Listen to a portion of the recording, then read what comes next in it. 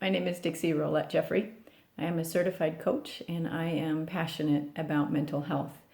And I want to talk to you today about 6 exercises that you can start doing. They're real simple things. I was kind of blown away by this stuff when I started, but that will help you be mentally healthy, help you be stronger mentally. And I want to start off with the definition of health so you can kind of see why I think this is important. The definition of health is the state of being free from illness or injury, of being well and good and all right. So, that's the goal, is that we want to be free from injury, especially those injuries that are happening inside of us, and feel well and good and all right. So, one of the first things that I do, and I do these exercises every day, all the time, is I ask questions. I think this is really kind of how I started opening up and seeing, maybe there were some alternatives out there to what I was doing. So anyway, asking questions, things like, what am I focusing on? Or what are you focusing on? What do you want? Throughout the day, just anytime, even just this morning, while I'm putting on my makeup, what are you focusing on? I'm taking a shower. What are you focusing on? I'm driving to work. What are you focusing on? It just makes me stop and think for a second. What am I focusing on? And then what do you want? Quite often, our minds automatically go to things we don't want. And so I have to kind of redirect and say, okay, what do I want? How do I want this situation to turn out, or this experience, or whatever it is? How do I want it to be? Questions like, who would you be, or how would you feel without that thought? Something I got from Byron Katie. She's awesome. And just to kind of put yourself there and think, if I didn't think that, how would I feel? And it's kind of amazing when you start and think about it. If you're angry at somebody, thinking they're a jerk or something, how would I be? How would I feel if I didn't think that? It's really freeing. It's really awesome. And one of the big ones for me was, do I really need an excuse to feel good or to celebrate life? And initially it was always like, well, if everything works out good, then I'll feel good. But really, do I need an excuse to feel good? Do I need something to happen in order for me to be happy?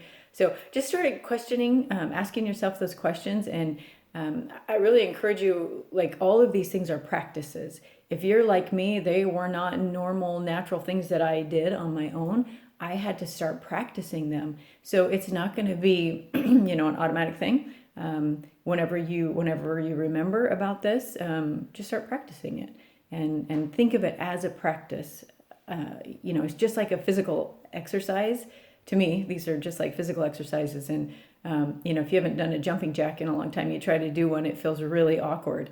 But the more you do them, the more natural it feels. And so that's been my experience with these things. The second one that I think has just been really key for me is practicing being grateful. And this one, I feel like I have given myself such a gift with this practice, because what I actually do, I take time each morning and I sit with my eyes closed and I focus on things that I'm really grateful for. And I started with this about remembering, like, what was my favorite day of my life, or what was one of the most amazing fun things that I've done, or an experience, or what was the happiest moment in my life. And my family can tell you that as I do this in the morning, quite often I will call them or text them and say, oh my gosh, I got to relive this day again. That day that we went on that hike, or that day that we, with my kids, it was, the days they were born, and just different experiences that I've had, places I've been, and things I've done.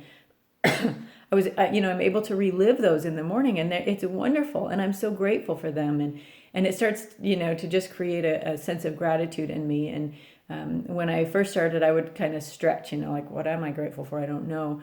Now I feel like it just flows. There's so many things I'm grateful for, so many things that, I could spend hours now just thinking of things that I'm grateful for.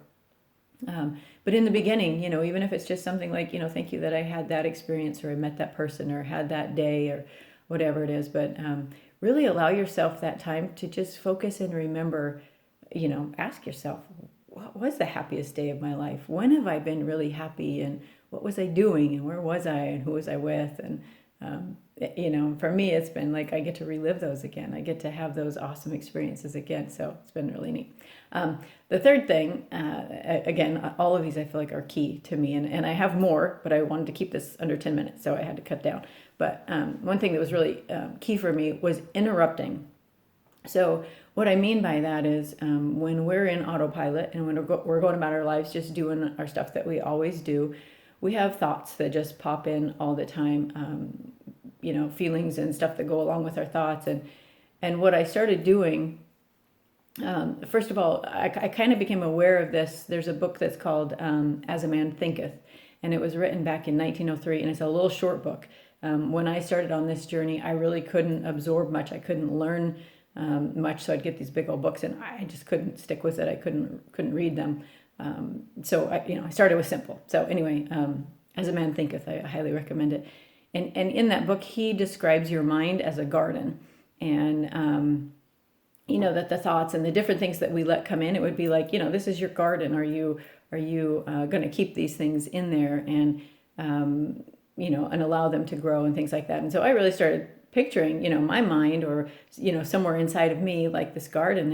And I realized, man, I haven't given it any attention. So I can just imagine what it looks like in there, I haven't done any weeding or picked up any trash or anything like that. So as I'm going about my day, when thoughts come in or I start feeling things, I kind of picture it like, it's going into my garden. Is that something I want there? And quite literally, I'll picture myself, that's a weed. I don't want that. And I'll pull it out or something like that. I know I'm not crazy, I promise. But, another thing that I started doing was like, the thoughts would come and I would start to feel the feelings, the thoughts of, oh, you did it again, you messed up or whatever it was. And I'd start feeling those feelings. And what I started doing was interrupting.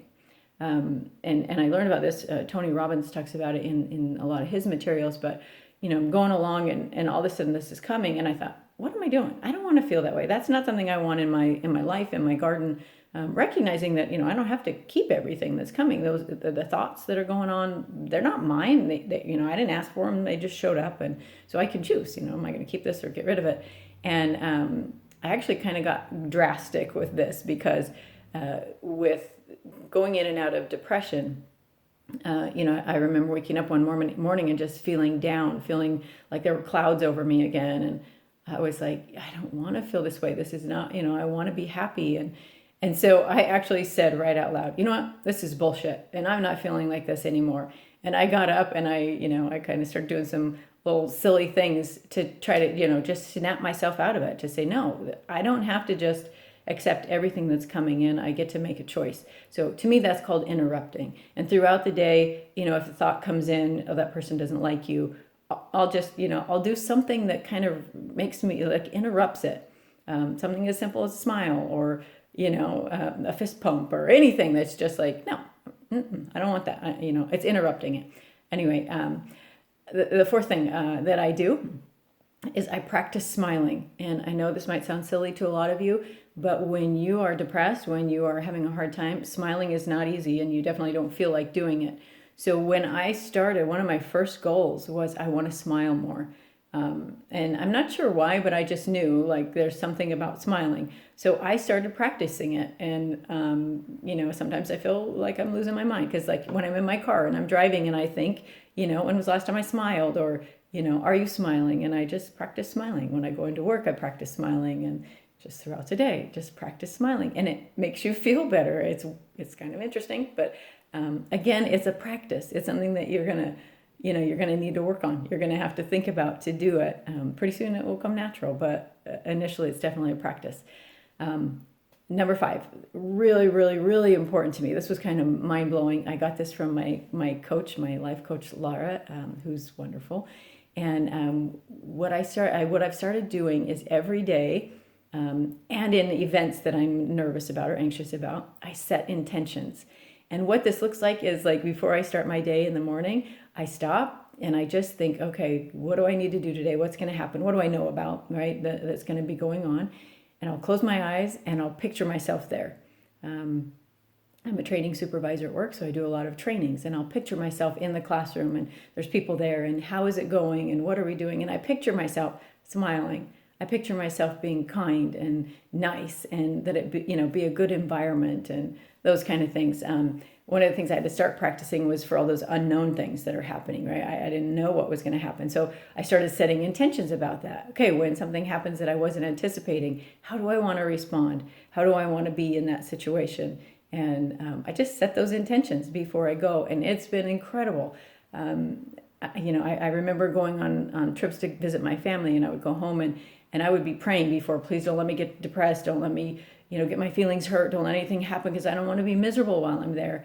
But now what I do before I go is I actually think about interacting with each person. I think about being there with them and how I want to be and how I want things to go. And it's really made a huge difference. I know it doesn't sound like it would, but it really does. Just picturing yourself in those situations that you're going to be in, and picturing how you want to be. How do you want to respond? How do you want to act? And I've even found myself in the situation remembering, remember we were going to do it like this, and oh yeah, that's how I want to be. So setting those intentions, really, really important. Again, it's practice. It's something that I set aside time and I think about it every day. I've made it really important because I've seen the benefits of doing it.